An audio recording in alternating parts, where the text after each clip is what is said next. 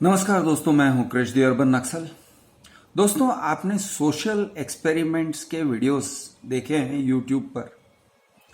Social experiments मतलब क्या, आपने देखा ही होगा कि कुछ ऐसे वीडियोस हैं जहां पर एक बंदा जाता है और किसी अजनबी लड़की से या बहुत सारी अजनबी लड़कियों से कहता है आई लव यू, या फिर कोई तगड़े आदमी के पास जाता है जो क्राउड में है, जिसको वो जानता नहीं, और वो जाके जोर से उसके पीठ पे थपथपाएगा और कहेगा क्यों हीरो, कैसे हो।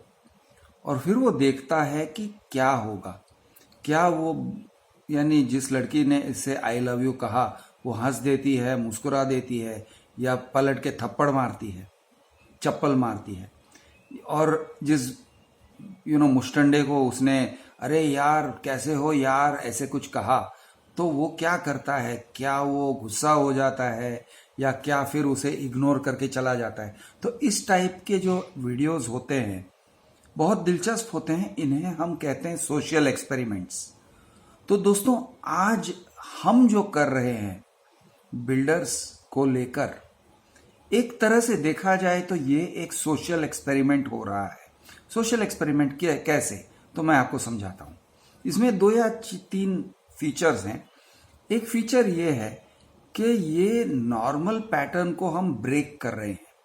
नॉर्मल बिहेवियरल पैटर्न्स ऐसे होते हैं कि आप बिल्डर से डरोगे, उसके साथ आप पंगा नहीं लोगे, बिल्डर को आप अपोज नहीं करोगे, पब्लिकली अपोज नहीं करोगे, उनको क्वेश्चन नहीं करोगे, उनसे आप बड़ी विनम्रता के साथ डर डर के बच बच के बात करोगे। ये होता है एक नॉर्मल पैटर्न, और इंडियन फैमिलीज में ऐसे नॉर्मल पैटर्न्स सिखाए जाते हैं। यानी ये एक ट्रेडिशन जैसे हो गया है कि बेटा बिल्डर से पंगा मत लेना। अगर तुम बिल्डर से पंगा लोगे तो हो सकता है कि तुम्हारी लाश किसी खड्डे में मिलेगी, या फिर तो तुम्हारी पिटाई होगी, या फिर पुलिस तुमको अरेस्ट कर देगी क्योंकि ये बहुत इन्फ्लुएंशियल हैं। ऐसे सब लोग अपने बच्चों को सिखाते हैं या आपस में बातें करते हैं, और ये सारे जो हैं ये सच भी हैं, इसमें तथ्य है। दूसरा एक एस्पेक्ट आपको बता रहा हूं कि यार कोर्ट से पंगा मत लो, या कोर्ट हियरिंग चल रहे हैं तो उसके बारे में बात मत करो, क्योंकि मैटर सब जुडाइस है, मामला सब जुडाइस है। अगर तुम उसी के बारे में बात करोगे, पब्लिक को समझाओगे या उसके ऊपर पब्लिकली टीका टिप्पणी करोगे, तो जजेस चिढ़ जाएंगे, जजेस नाराज हो जाएंगे और तुम्हारे अगेंस्ट कोई ऐसा एडवर्स ऑर्डर पास कर देंगे कि तुमको बहुत पछताना होगा। ये भी हम सीखते हैं। कई बार लॉयर्स भी ऐसे ही कहते हैं कि मामला सब जुडिस है, कुछ मत बोलो। और हम देखते हैं कि मामला सब जुडिस है, सब जुडिस है, सब जुडिस है, सुनते सुनते सुनते मामला खत्म हो जाता है, जजमेंट आ जाता है। उसके बाद भी हम कुछ बोल नहीं सकते हैं, मामले के टीका टिप्पणी नहीं करते हैं, क्योंकि हमें डर लगता है। हम कहते हैं अरे जजेस को अगर लगा कि मामले को उन्होंने जिस तरह से चलाया है, उस मामले को हमने टीका टिप्पणी किया और कहा कि जज बायस्ड था, या जज ने ये कहा वो कहा, जो भी कहा, तो जजेस अरे वो उनके कंटेम्प्ट पावर्स इतने ज्यादा हैं कि वो हमें पनिश करेंगे। तो इस तरह के एक्सपेक्टेशंस बिल्डअप किए गए हैं। और एक सेट ऑफ एक्सपेक्टेशंस जिसे हम चैलेंज कर रहे हैं वो है पुलिस।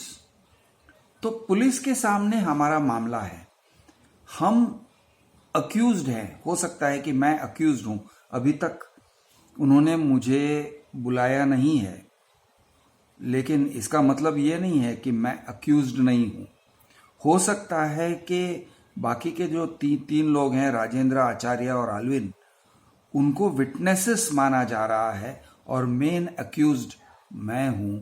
इस तरह से कार्रवाई हो रही है, पूरी तरह से संभावना है, इट इज वेरी पॉसिबल। तो हम फिर भी पुलिस के बारे में बात कर रहे हैं, डिस्कस कर रहे हैं, उनके साथ रिकॉर्डेड फ़ोन कॉन्वर्सेशंस हम उसके वीडियोस बना रहे हैं, पुलिस स्टेशन जाते हैं तो उसके बारे में हम आपको समझा रहे हैं। मतलब we are continuously covering our own case, जो नॉर्मली किया नहीं जाता है और नॉर्मली एक्सपेक्ट किया जाता है कि ऐसे नहीं करोगे। क्यों एक्सपेक्ट किया जाता है भाई? उसके कुछ कारण हैं और कुछ कारण शायद अच्छे भी हैं, देयर में बी सम गुड रीजंस। लेकिन जैसा भी हो, जो भी हो, एक एक्सपेक्टेशन किया है कि भाई जिस मामले में तुम्हारा इंटरोगेशन हो रहा है उसको तुम मीडिया में मत डालो या पब्लिक में मत डालो, उसके बारे में वीडियोस मत बनाओ, उसकी टीका टिप्पणी मत करो, उसका विश्लेषण मत करो, चुप रहो। बेसिकली ये वापस ये एक लर्निंग है जो हमें दोस्तों से मिलता है, वकीलों से मिलता है, पेरेंट्स से मिलता है, हर तरह से मिलता है। तो ये जो लर्निंग है इसे भी हम चैलेंज कर रहे हैं। ये सारे जो नॉर्म्स ऑफ बिहेवियर हैं। अच्छा, और एक नॉर्म ऑफ बिहेवियर ये है, आपका अमाउंट फॉरफिट हो गया है, बिल्डर ने आपके अमाउंट आपके पेमेंट बुकिंग अमाउंट टोकन या उससे ज़्यादा ले लिया है, जब्त कर लिया है। अब हम उसे चैलेंज कर रहे हैं, हम कह रहे हैं इनका अधिकार नहीं है, इनका राइट नहीं है, लीगल पोजीशन के हिसाब से ये गलत कर रहे हैं वगैरह वगैरह। हम कोर्ट में नहीं लड़ रहे हैं, हमने सिविल केस नहीं किया, हमने क्रिमिनल केस भी नहीं किया। हालांकि कोशिश किया है, पुलिस के पास गए हैं, पुलिस कंप्लेंट्स किए हैं, लेकिन पुलिस वो कंप्लेंट्स को सीरियसली नहीं ले रही है।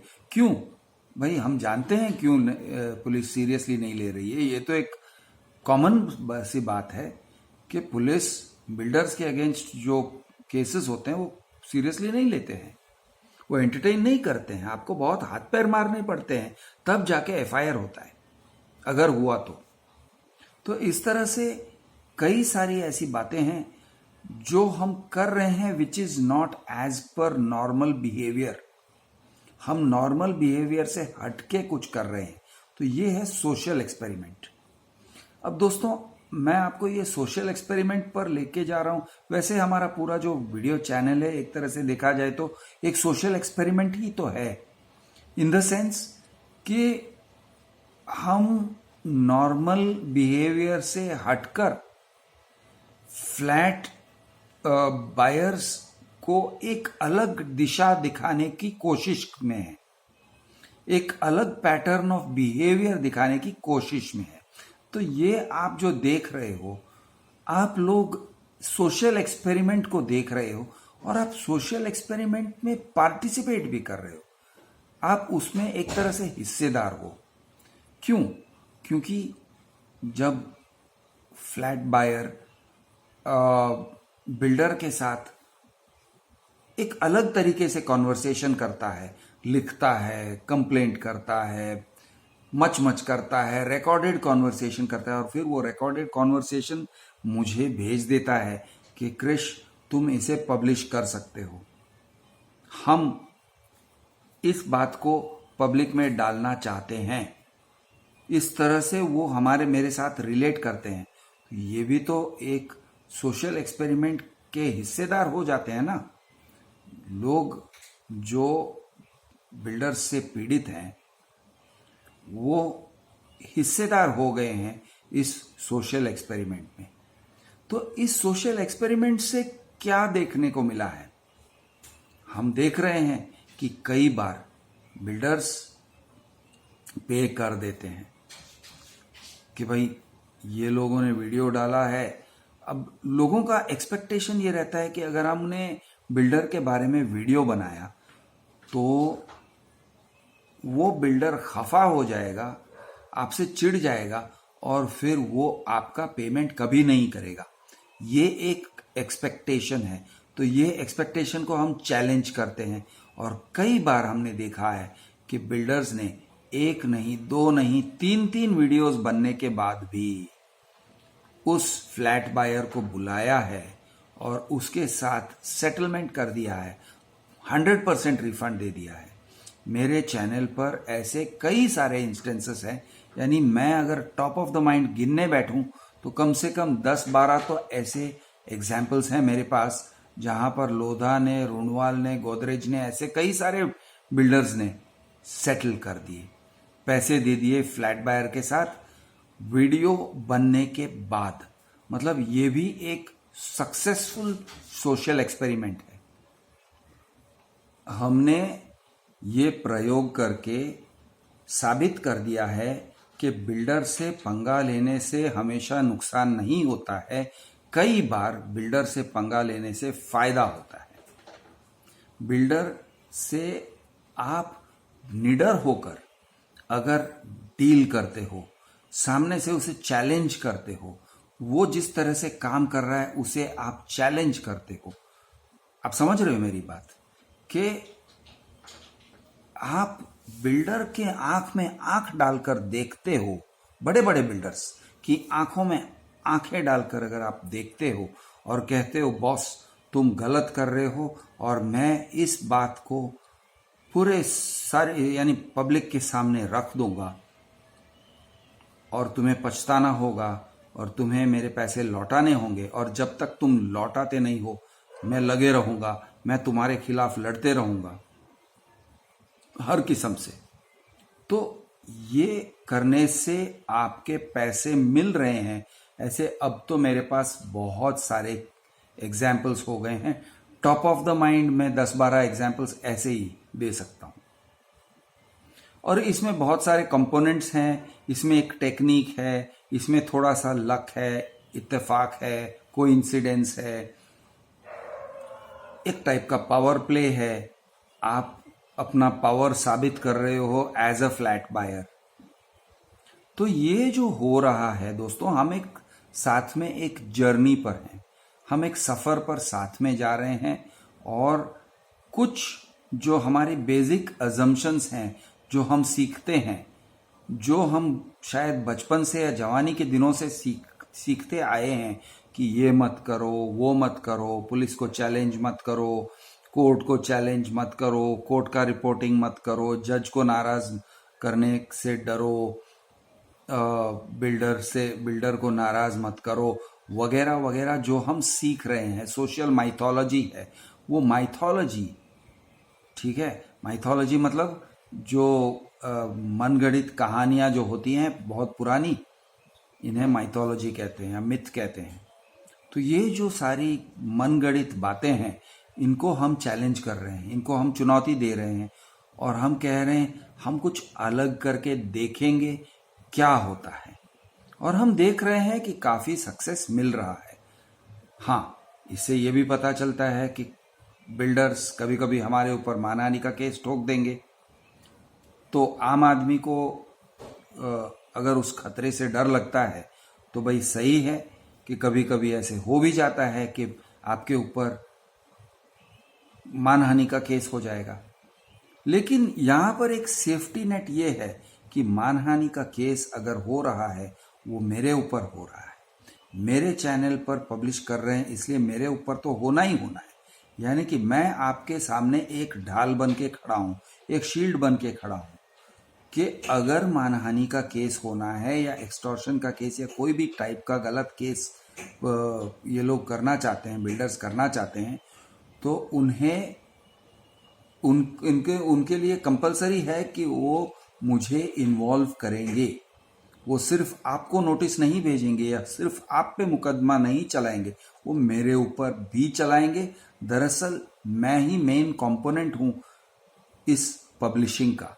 आप तो मुझे अपना स्टोरी बताते हो, अपने हाल का बयान करते हो, या एक तरह से मेरे साथ आपका दुख बांटकर दिल हल्का कर लेते हो, मन हल्का कर लेते हो।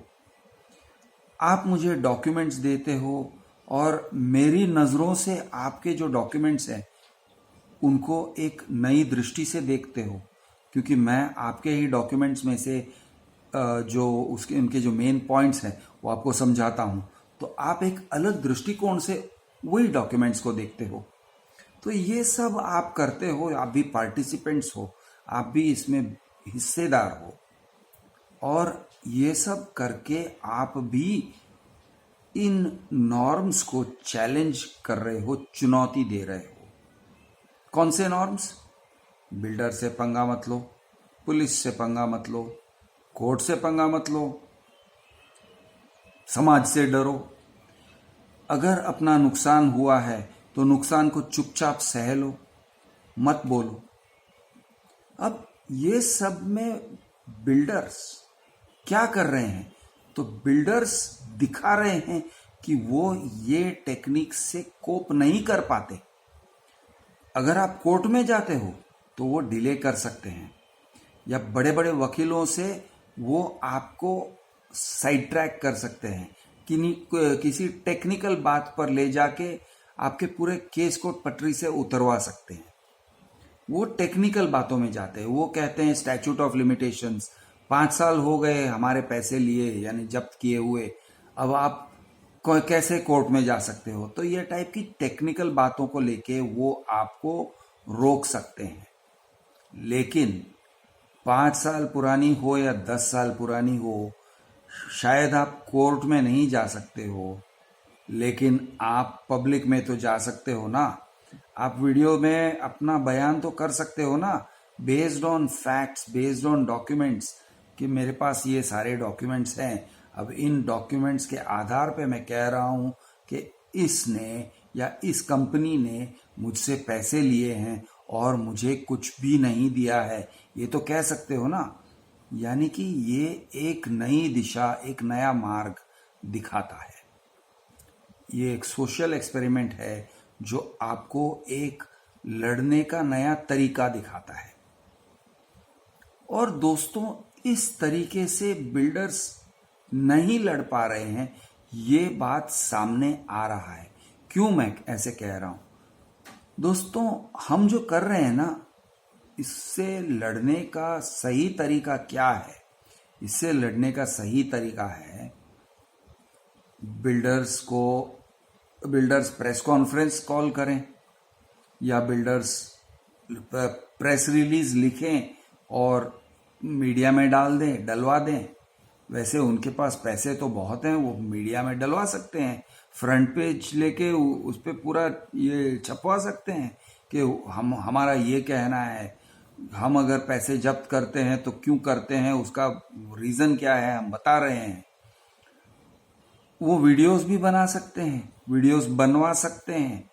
वो मेरे ऊपर जोर डाल सकते हैं कि क्रिश, हम आपको एक वीडियो भेज रहे हैं जिसमें हमने सफाई दी है हमारे कर्मों की। हमने सफाई दी है कि हम क्यों अमाउंट जब्त करते हैं और हम जिस तरह से काम कर रहे हैं वो क्यों कर रहे हैं। वीडियो बना के मुझे भेज सकते हैं और कह सकते हैं, क्रिश, तुम अपने चैनल पे ये भी पब्लिश करो। मैं करूंगा ना, क्यों नहीं करूंगा। तो बिल्डर्स ये सब कर सकते हैं, लेकिन वो ऐसे नहीं करते। ये सब कर सकते हैं, उनके पास बहुत पावर है, बहुत पैसे हैं, मेरे से ज़्यादा सुपीरियर टेक्नोलॉजी है, मेरे से अच्छे लोग डिज़ाइनर्स हैं, वीडियोस बनाने वाले लोग हैं, बहुत सारी उनके पास रिसोर्सेस है। लेकिन वो पब्लिक में अपनी सफाई क्यों नहीं पेश करते?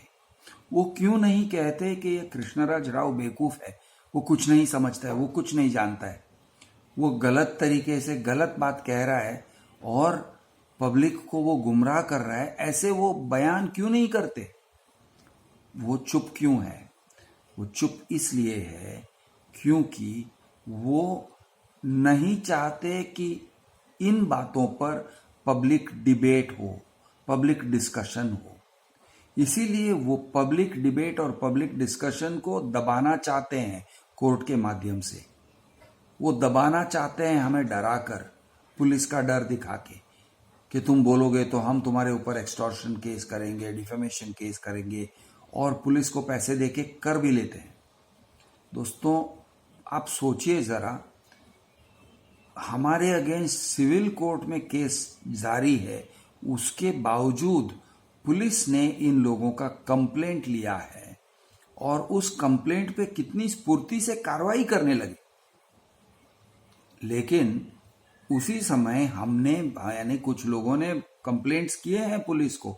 फॉर एग्जाम्पल आसिफ खान ने कंप्लेंट किया है कि उनके 70 लाख रुपए रुणवाल ने ले लिए, जब्त कर दिए, 70 लाख, और उनको कुछ भी नहीं दिया।